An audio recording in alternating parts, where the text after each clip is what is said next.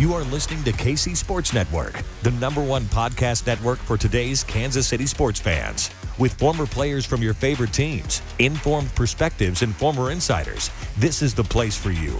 KC Sports Network is proudly presented by Emprise Bank, your partner in possible. And we're back here on another Fremont Pod. I am John Kurtz, joined by Cole Manbeck. Just the two of us today, as far as the co-hosts of the show are concerned, but we have a very special guest today. Super excited to have this man on, big-time member of K-State's coaching staff. All of us very excited when we found out he would be a part of Jerome Tang's coaching staff. Ulric Maligi, one of K-State's assistants, the associate head coach, joins us as the Wildcats are in the midst of practice right now. So really appreciate the time in joining us, Ulric. Thank you for coming on Fremont. Thank you for having me, man. Really excited to be here today. All right, so we're going to start out with this practice. I know you guys just, at least what Tom was telling me, just wrapped up a practice, right? How has practice been going so far as you guys get this season started? I think practice is going pretty good. Obviously, man, you know, the standard is always the standard. So Coach Tang and the coaching staff are rarely walk off the court and say, hey, man, you know, that was just a great practice. You know, you're always trying to nitpick and trying to try to chase perfection, so to speak. You know, we know the goals that we have for us. We realize we'll probably be picked 10th by all the experts, so to speak, which is great. It was exactly where we want to be. And then just trying to earn the respect of the rest of the country. Not really trying to wait to year 2 or year 3 to do so. And just trying to think we got enough talent, man. We've been blessed to be able to put together a roster that I think can be competitive right off the bat. And so the goal is to be able to get to the NCAA tournament. And then, you know, once you get to the NCAA tournament, anything can happen. What was that process like of putting together this roster? I mean, I know things in general are different in college basketball now with the portal and rosters are getting put together later and later, but coming in with only 3 guys or a couple of guys that you're retaining from last year. I mean, take me through what that was like and how different maybe that was from anything you experienced in your career. It was challenging. You know, it was challenging. It was, I would definitely say it was harder to put together our roster this year in our first year than it was last year at the University of Texas. I think Texas, we had 4 returning guys. This was a little more challenging. We had 2 returning guys and Ish and Marquise. But, you know, you try to stay optimistic because, you know, at Texas, we signed Trey Mitchell, who ended up being a starter for us, and Marcus Carr, who was an all-conference player in July. And then obviously, you know, Keontae and Anthony Thomas, another talented JUCO player, were added to our roster days before school started. And so it was some similarities in that. You know, we've always tried to you know, we thought TJ did a great job at Iowa State and last year putting together his team after coming off a season where they didn't win a game in Big 12 competition. We were able to put together a team led by Brockerton and Tyrese Hunter and those guys that got to the Sweet 16. And so I think for me to say it was easy would be crazy. We had some times that Coach Tang and our staff would look at each other and kind of have to encourage each other. I think, you know, the beginning of June, first summer session, man, we only had 7, maybe 8 guys in that first team meeting. And it definitely wasn't the goal, but, you know, Rome wasn't built overnight. We stayed the course. A funny story, man, I actually, you know, my alarm clock is one shining moment. And it's been that way for a while. I actually got the idea from Jerome Tang years ago because there's nothing like Selection Show Sunday and being a part of March Madness. And my alarm goes off in June. I mean, I just got bad body language. I mean, and my wife, you know, who's one of my best friends, today's actually 20 years that we've been together. She had to pop me. I was going to change my alarm. I said, man, I'm going to wait till we get the players and then I'll put it back one time. And she said, you always talking about faith. Hebrews 11:1. Are you serious? And I said, man, you know what? You're right. And then on the first day of school, man, you know, us to have 13 guys, you know, I remember that alarm going off and it was just different. You know, now a lot of days, man, I'm waking up well before the alarm even goes off. Just a level of excitement to be able to be a small piece of what we're trying to accomplish here at K-State. So. Well, first of all, Coach, happy 20 years to you and your wife. That's big time. Congratulations. I appreciate it. You mentioned Keontae Johnson, and when we had Coach Tang on back in April on the show, he mentioned you guys were going to be patient in the transfer portal and not rush into anything just to add a guy, just to get a guy on the roster. Keontae seems like the perfect example of that, where patience really paid off, right? Is he a guy that you guys had your eyes on and prioritized for several months, knowing he was going to enter the portal? What was that recruitment like? No, well, once he entered the portal, obviously we all were very aware of who he was and what he had done.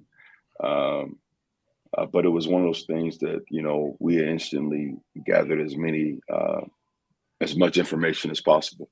Our staff had strong relationships with, Mike White and assistants on the staff that were part of recruiting him to Florida. And they were able to give us a lot of information, and we worked quickly to try to build a relationship with Keontae and his family. I thought our staff, top to bottom, did an unbelievable job of being able to cultivate that relationship and get the intel that we needed to make an educated decision for the future of Keontae here, particularly at K-State. And so happy to have him. Everybody talks about his talent, but he's an even better person.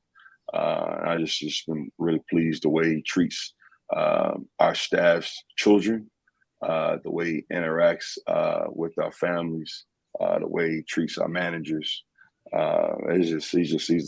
He's the real deal, man, on and off the floor. And on the court, I mean, we know he hasn't played a game in nearly 2 years, but how has he looked so far? Have you noticed any rust, or is he knocking that rust off? What's the significance of his addition to the team? Where can he take you guys? Well, I think, the number one thing, obviously, he's had, practice and maybe, 600 days, call it. And so I think the number one thing is getting in shape, and he's working really hard to do that. Luke and our training team have done an unbelievable job monitoring him and monitoring that process. And, he's pushing himself to get back in shape. And he's just done a fantastic job. We haven't been pulling him out of practice or anything like that. He's 100% been cleared. And he's going hard. He's trying to get his win, but just his physical abilities are a lot more of what we remember. He's one of the best athletes in college basketball. I think he's got the potential to be a 40+% three-point shooter. And I think he's he'll be one of the toughest guards in college basketball just because of his versatility and his IQ. He can play in a ball screen, either the guy that has the ball or he can set it. He can make plays for himself and others. He's very unselfish and very competitive individual as well. Well, I want to mention here real quick, because this happens whenever we have a guest on. I forget to throw it in at the beginning. But please, if you guys listen to the pod, you know about Holiday Distillery, our sponsor. Go get some 360 vodka, some Ben Holiday bottled and bond bourbon, whatever your drink of choice is, and support them. Great K-State people that support our podcast here. So back to it. Ulric, as far as I know you haven't practiced a ton yet. It's still pretty early, maybe an unfair question at this early point in the process. But what kind of stands out about this team that you feel like are the biggest strengths of the group that you guys have put together so far, now that you're actually getting a chance to see them out there on the court together? Yeah, our goal coming into it this year was never to be the most talented team. We want to be one of the toughest teams in college basketball. We want to be arguably the most connected team in college basketball. And you just want to play with grit. Grit is an acronym for greatness. Really is tough. And it is basketball, but it's life too. To be great, it's really hard, we want to play with a level of grit though, and a level of toughness and scrappiness, and where, our defense travels. Our football team showed us that this past weekend. And we actually talked about that with our guys today. It's like our defense has to be real and one that we can count on when our offense doesn't show up. The nights that our offense and our defense both show up, I think, it's a lot of teams in the country we can beat, So, but I think we do have the talent to be able to get to the NCAA tournament. I like the direction of this team. We've got some guys that have some NCAA experience with Keontae and David, who actually I got a chance to compete against in the NCAA tournament when I was at Texas last year. I mess with him all the time about beating them at Virginia Tech. And then obviously, Desi, when he gets here, he's got 3 years of NCAA tournament experience as well. So we've got some guys that have won. We've got 8 or 9 state championships amongst our team. And that's not a coincidence. I think, our staff is intentional. You want to win, you got to be intentional about getting winners. So it's a work in progress right now. It is a work in progress, but that's what we want to be about. You mentioned Desi there real quick. Desi Sills, obviously transfer, who's been in major SEC basketball before, much like Keontae. What is the latest on his status, and when can we expect him here? And kind of what would be the game plan, I guess, in getting him here and getting him up to speed? Yeah, well, Desi's finishing up. He just finished this past Friday. Got his degree, so we're waiting on him to get placed on his transcript, and then he'll be here. He may be here now. I hadn't looked in Coach Tain's office to see if he's in there, but he should be showing up any moment. He'll start school October 17th.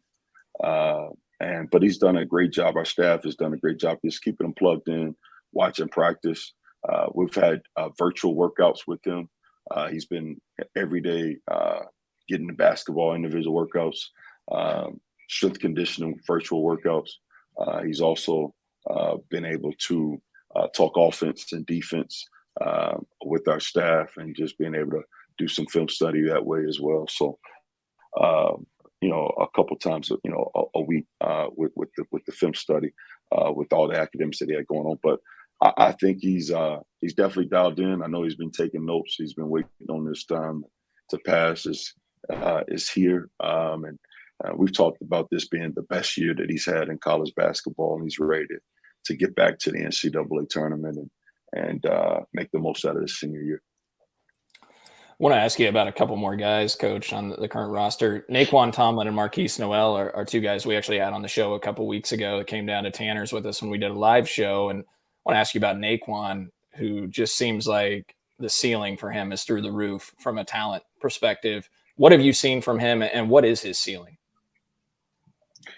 Well, I think his ceiling is NBA. And I know it's one of those things where, you hate guys throwing around the NBA,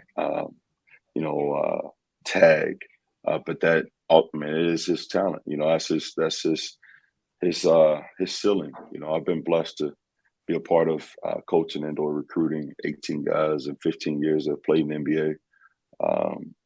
He moves different. I think for him, though, just this being the 4th year that he's played organized basketball, making a jump from 3 years of junior college basketball to playing at the highest level, arguably, the best conference in college basketball. It's just understanding how hard he's got to work every day, every play, the impact winning. And he's working in that, he's how much, more you have to do on your own to be great. It's hard to win a Division I game, letting alone try to play in the NBA. So, just explaining that to him. But you talk about a 6'10" guy with a 7+ wingspan that could, win every line drill when you run, that can, quick twitch. He's got a quick first and second jump that can dribble, pass, and shoot.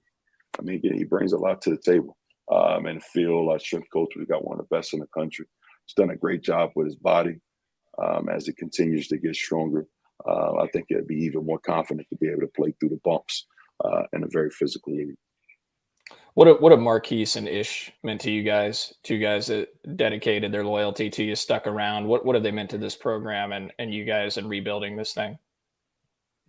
Well, I think you hit it right on the head. Just the fact that they were loyal enough and thought enough about not just us as coaches, man, but they love K-State. They know how special of a place this is, and they take a lot of pride on putting that jersey on.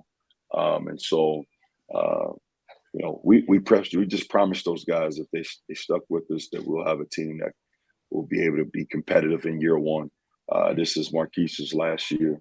We told him that we want him to experience the NCAA tournament, and we laugh about it all the time, man. A lot of days where it just looked bleak, God was faithful and helped us put this roster together that's going to have a chance to compete in his final year.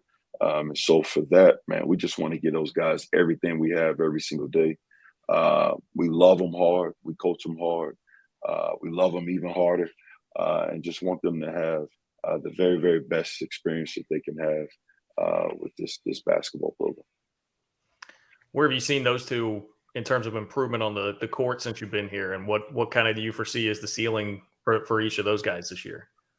Yeah, Ish is a guy that's got a lot of experience playing in the Big 12. Obviously, transferred from Wake Forest as well. It was a guy that on the other side we had to really prepare for. He's a legitimate shot maker, but like we tell him all the time, he's got to be so much more than just a catch and shoot 3-point shooter. Challenge him to be one of the best rebounders in the Big 12. And see himself as a defender. If he can turn into a legitimate 3-and-D guy for us, and he's working at it. He could be a guy that we can count on night in and night out, and take on those type of challenges. It helps us. And then Marquise Noel, I think he's one of the best guards in the Big 12. You're one of the best guards in the Big 12. You're one of the best guards in the country. But, we're trying to teach Marquise how to win-win. I think you can win with Marquise Noel, but we're trying to teach him how to win-win. And to do that, he's got to be a 3-assist to 1-turnover guy. He's got to be a guy that's willing to, lead the conference and steals. Be a guy that can guard without fouling because he's one of the best on-ball defenders in the country. But be disciplined enough to be able to keep the ball in front without fouling. And he's learning that. Can you be a 50-40, 85, 50-40, 90 guy because you take great shots and you never take any contested shots. You don't over-penetrate, and so but he's tough, man. When I was at Texas, we thought he was pound for pound the toughest guy in this league, and I still feel that way. Getting a chance to coach. Coach Beard actually asked me that the other day. He's like, "Man, you still feel that way about the street dog?" I said, "Man, I love that kid. Man. He brings it all the time. I'm just glad to be in the foxhole with him." So. Yeah, I love that. Love hearing that.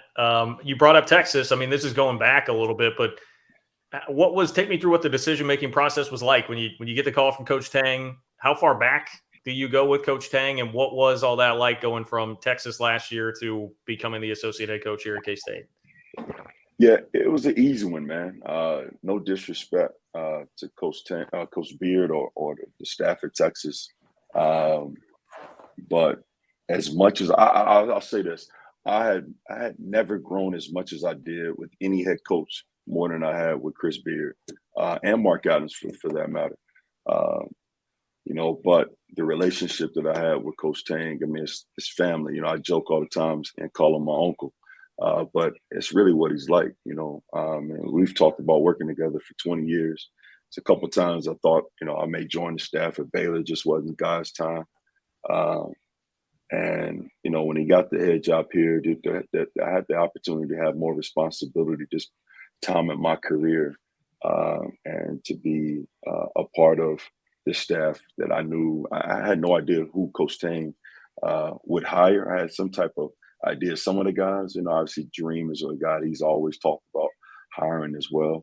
But I knew he would put together one of the best staffs in the country. But nobody in college basketball, no head coach, do I trust or do I know believes in me more than Jerome Tang, loves me more than Jerome Tang, and my wife too, for that matter. And so for that, it was an easy one. I've never joined a staff because of the name on the front of the jersey. It's kind of what we try to encourage the recruits to do, right? It's not about the name of the jersey; it's about the people.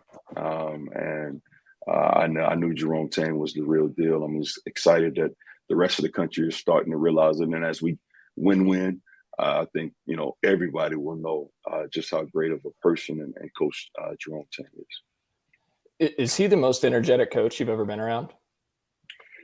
One of them, for sure. I'm leaving another energetic coach too. So I mean, they're probably they're 1A, 1B. They're right there. But the thing that I love is that Chris Beard was addicted to the game of basketball. Jerome Tang is addicted to the game of basketball. Chris Beard was about accountability and wasn't scared to challenge guys, coaches, players, managers. Jerome Tang, same thing. He comes every day. He's going to coach his best players. And then, like he says, it's biblical. To whom much is given, much is required. He's done. He doesn't mind. Everybody sees him smile all the time, and he's got a great smile. He's a great guy, but he is demanding. He's never going to be demeaning, but he demands, and people around him, staff, players, managers, we all know it comes out of a place of love. One of the things that I've noticed, Coach, and a lot of it's through your guys' Instagrams, right? Jareem's, yours. You guys seem to frequently get together, the coaches, the families of the coaches, the players. You guys have team dinners. You have game nights. You did karaoke night, which was one of my favorite things I've ever watched, watching that night when you guys did that. Is the culture that Coach Tang has built here and established different than anywhere else you've been around? It seems like you guys have really figured out a way to balance the work these guys hard, but build a close-knit locker room and know to have the right amount of fun too with these guys. Again, I'm not surprised, and I always thought that Coach was a elite level culture creator. And a lot of people throw that C word around, culture. And a lot of people talk about family, but they don't live family. I don't know a program in the country that doesn't talk about, family and being connected, but that starts at the top. Coach is just very intentional about our players having access to us outside of basketball court. I'm just a firm believer, and Coach believes it as well, man. Kids don't care how much you know until they know how much you care. And then, we earn the right to coach these kids hard. People come to our practice, you see how demanding we are on them, but we love them even harder. And they know that we'll do any and everything for them within the rules for them to be successful in not just basketball, but in life, because the ultimate goal for this program, man, is to develop successful men and husbands and fathers, and just, we want to be that example of staffs for them, man. That hopefully they look at us and they see our marriages and say, man, I want a wife like that. I want to, they see us interact with our kids and say, man, I want to be that type of father. You know what I mean? That type of mentor. And so I think just that intentionality is what sets them apart from all the other coaches in the country, regardless of the sport. I just think that, it matters to them. I want to go back and touch on a comment you made earlier about trying to sell to players at the recruiting process, right? Don't worry about the name on the front of the jersey. It's about the people and the coaching staff. And clearly you guys have done an excellent job of selling that, not just with this current roster, but what you have coming up in the 23 recruiting class, which I know people are really excited about. But how tough of a sell is that when you're starting from scratch at a new place that has struggled the last 2 years or the last couple of years, been at the bottom of the Big 12, and you don't have your own personal success at this school to sell? Like how difficult is it to kind of get that message to resonate the way you guys have been able to? Yeah, I think one of the reasons, I know one of the reasons why Coach Tang took this job is he felt like we could win a national championship one day at K-State. And when you talk about the history of the program, this basketball program, you talk about, arguably top 25 basketball history with the players and the championships and the runs that have been made. Definitely some of the best fans in college basketball, a fan base that we didn't have to build, that, we've Coach has done a great job just igniting the fan base, and hopefully they'll be excited about what they see coming up here in 28 days. But, I think that, it's a continuous process that Coach is, he's going to build on it every single day. You know what I mean? And it's special to be a part of. I've got a couple fun ones here, Cole. I don't know if you have anything serious left, but I was going to get a little more fun. We brought up the Instagram, the peek into the world, which is very cool. I mean, just selfishly as a fan, it's awesome to see the Instagram stories and posts that you and Jareem have, just to get a little bit of an inside look in what's going on in the program. But I had to ask you, like, who has the better Instagram game, you or Jareem? What would the answer be there? Oh, Jareem. It's not even close. He's made me better. He's taught me how to. I think he taught me the other day how to put a tweet on my Instagram story. And he's elite at it. He understands the importance of social media. He's made Coach Tang better too. And so he nitpicks at our stories, or if our font's not right, or if it's not, good enough. So, and I've got a couple of people. I haven't really told them. I got a couple of people that help me out too. So, okay. It's but no, it's been fun.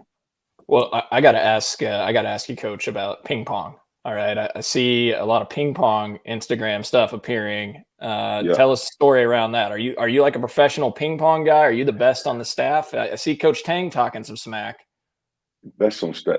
I'm by far the best on staff. It's not even close. But it started back at Texas Tech. We had a ping pong table in our locker room, and man, it was like we all just hung out down there in the players' lounge, and coaches and players and GAs, everyone. Man, we janitors even start jumping in there. We just start playing ping pong, and it was kind of like a thing where I even start being a part of some guys' pregame routine, and so it became pretty cool. And I end up, just really, really loving ping pong. So I bought a table at the house, and so.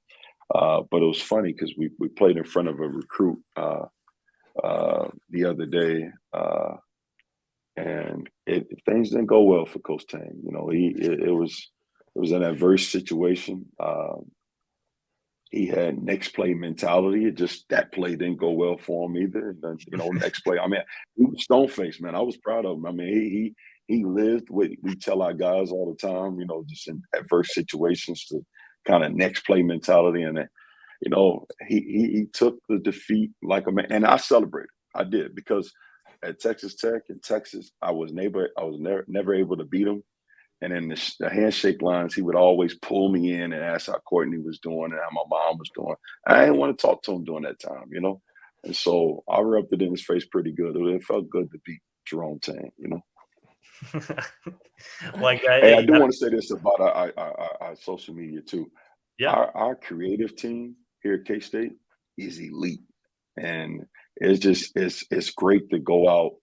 We tell Cam and Cody and these guys all the time how thankful we are for them. But we go out on the road, man. I mean, just people are just like, man. I mean, just raving about our creative team, not just for basketball, but all of our sports, man. They're doing a fantastic job.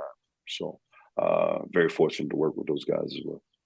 They do. Tons of really talented people in the video department, creative department up at K-State. No doubt about that. I think we've all seen that for football, basketball, and everything. It is that they do. I just had a couple more for you here. You mentioned at the top of this, and congratulations again on 20 years with your wife. But what is the key to a happy marriage? If you were giving advice to somebody who's just embarking on a marriage, what would you say? So is the key? we've been married 10 years. We've been dating now 20. But happy wife, happy life is without a doubt is one of the best quotes, and it's so real. The other thing is to over communicate. I think that and the book, The 5 Love Languages, is one that I think kind of really propelled our relationship to another level, because I was trying to love Courtney the way I wanted to be loved, and she was kind of doing the same. But when I start loving her the way she wanted, when I acts of service and quality time, I would go out to eat and put my phone on do not disturb, kind of like what you guys asked me to do before I got on here. I saw it just went out, it was different. She treated me different. The same thing for me when she'll, let me buy some shoes that I want to buy off, StockX or Flight Club. I may take the trash out, So, but I think that love of community and just that intentionality, of just being able to keep it fresh and communicating, man. If things are bothering you, man, don't go to sleep angry. Be able to talk it out, and it don't always have to be confrontational. But we were friends first, and then I've just been blessed to really be able to marry my soulmate. And neither one of us are perfect, but just trying to be that perfect, trying to be the perfect marriage through God. Just been led by Christ for sure. Well, the last thing I would ask is I always like asking people that are fairly new to Manhattan here your favorite spots, whether it's, eat, drink, favorite places to go in MHK. Well, I've experienced Manhattan's food enough that hopefully next time that we get on here, I can tell you my favorite salads. Because my uncle saw me this past weekend and he thought I was close to 300 pounds, and that really motivated me. And I'm always one of those guys. I think actions speak louder than words. So I have, experimented at enough restaurants, had enough burgers and pizzas and, sandwiches and fried foods. So, but Kites is definitely one of my favorites. I love Tanner's. I like Umi's. Umi's is a hit. And I know Bourbon and Baker's for sure. How can I forget them? Bourbon and Baker's. Tap House is one of my favorites as well. For breakfast, I love the chef. And I'm willing to wait. No problem. Hopefully maybe we win a championship. I can get in there and cut that line. But right now I got to wait with everybody else. And I'm willing to wait. So those are some of my favorites. There's a lot of great spots, man. A lot of great spots here in Manhattan to eat. Nico's. Best ribeye maybe in town. It's really good. I heard Little Apple has got a good ribeye too, but I hadn't been there yet. But Nico's is another really good place as well. No, you definitely just hit the checklist, no doubt about that. And hey, I mean, if you need any help, I don't know that we really have any pull with the chef or whatever. We can try and get some social media help to get you into the chef if you guys win the big role. We'll help you get time there. So she told me she's great. I don't want to call her name on the show, but she told me it doesn't matter. She was like, you could probably win a national championship, coach. You're still gonna have to wait at the chef. So I said, okay, no problem. Oh man, tough crowd. Okay, all right. Well, Cole, you have anything else? No, I think you've been gracious with your time, Coach. We'll let you get out of here, but we really appreciate you, man, coming on. It's great. I appreciate everything y'all do, man. Absolutely, man. Go Cats. All right. Thanks, Coach. Ulric Maligi with us here on 3 Ma. Take care, guys. We'll talk to you soon.